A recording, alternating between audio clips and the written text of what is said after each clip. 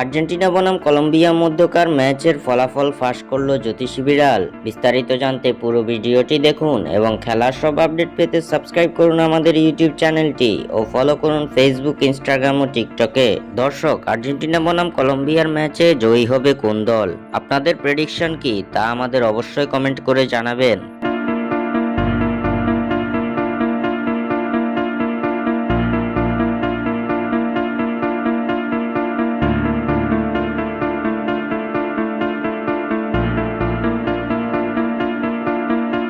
সম্প্রতি সময়ে উড়ন্ত ছন্দে আছে আর্জেন্টিনা।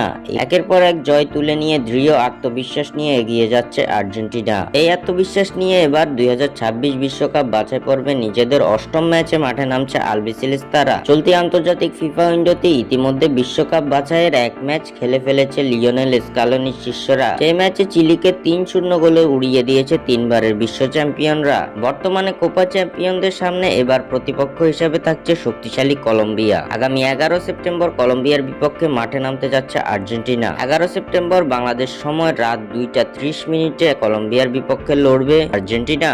কলম্বিয়ার বিপক্ষে এ পর্যন্ত 43 ম্যাচে মুখোমুখি হয়েছিল 5 বারের বিশ্ব চ্যাম্পিয়নরা। যেই 43 ম্যাচের মধ্যে আর্জেন্টিনা জয় পেয়েছে 26 বার এবং কলম্বিয়া জয় পেয়েছে 9 ম্যাচে।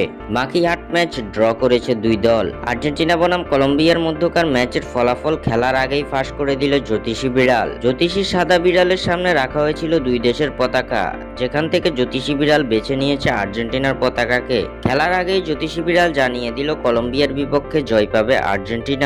স্বাক্ষর থেকে সাদবিন ইসলাম।